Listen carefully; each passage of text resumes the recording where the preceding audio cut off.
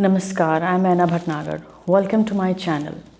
In today's video, I'm going to talk about the post that I wrote on my website in 2018 June. In that post, I had written that then Prince Charles will ascend the throne in 2020-22 between the dates of August 4th and 17th.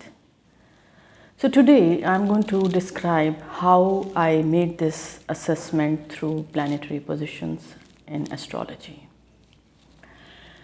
It's interesting and fascinating to see that there have been many princes waiting in line to become king.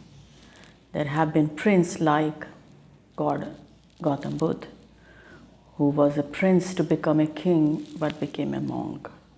There have been kings who were king and left everything to become an ordinary man for whatever reasons.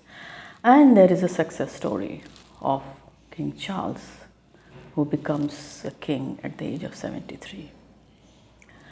So let's see why and how the planets have given him what they have given him.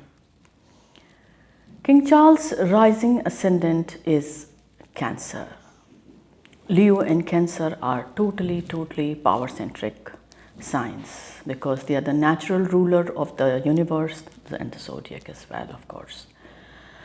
So when these planets take up the ascendant and are well placed, power will be around the native, or he will be attracted to power. In his chart, his rising ascendant moon, the Cancer ruler moon, is in the 10th house. So ascendant and 10th house itself is a great power combination. The moon is aspected by sun, though in a fall, yet the Atmakarak is a power sign. He is along with Mercury. The most interesting part is the combination of Jupiter and moon happening in 10th house through aspect. Jupiter is the Bhagya Lord. This itself is a very powerful combination. There was a time when people thought he will not become the king for many other reasons. And that could have been aided also for astrologers by the combination and the excess of Rahu Ketu eclipsing the sun and moon in 4th and 10th house. Rahu Ketu are very powerful planets. In fact, it is Rahu Ketu who can go and eclipse the sun. No other planet can dare that. No other planet is so powerful. And here, Rahu is in the 10th house. 10th house Rahu, along with the Lagna Lord itself, is power. His sign lord Mars sits in the 5th house in his own sign. Astrologers definitely know that the 5 and 10 combination is a sudden elevation. It's like lifts you up completely. So here we see a combination of ascendant, the 4th house, the 5th house, Mars, the 6th house, Jupiter, the 9th house, Jupiter, and the 10th house, Rahu, Ketu, and the ascendant. With so many combinations, it was very clear to me that he will become the king. And definitely it is the Rahu Ketu will make him the king. His birth star is Ashwini. Ashwini, the moon star, is very important in a natal chart because it reveals, moon is mind, it reveals the inner core, the inner likes and inner possibilities of the native. Ashwini Kumars are the natural gods, healers of the gods. They represent the horses. They are twins. We all know that King Charles is very fond of horses. He likes horse racing.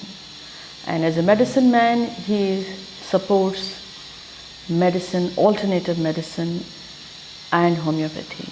In fact, in Geneva in 2006, he strongly spoke for the integration for the conventional method and medicine and alternative medicine. So it was these combinations that made me sure and convinced, and that's why I wrote that post, that this is the time he will become the king and why he will become the king. Remember, the planets, when they come and bestow something in the natal chart, it's a matter of time. Now the timeline is decided by so many factors and I'm not going there. But if the planet has promised, it will unveil, it will reveal and bring in and what he has promised to the native. So the 7 planetary impact on the 10th house, the zenith and the power of the natal chart is quite evident. So now he is the king, the longest waiting heir in the British history. King Charles III is the king. Congratulations to him. He will be a great thinker, a thinker ahead of his time and with different thinking. So ahead of his time and different thinking is definitely a key point apart from all the experience that he has. This post is also about something more than just the interpretation of his chart and recalling of the prediction. I had studied his chart when I was doing this book on marriage, and Queen Elizabeth's marriage is also a time-tested, longest-standing marriage in the world history, especially when it comes with power.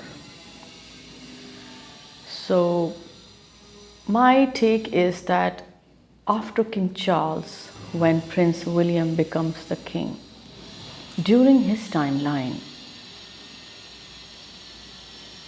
the British monarchy will disintegrate.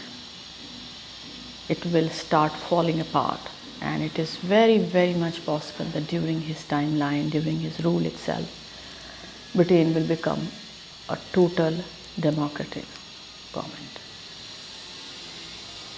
So this was my take on the chart.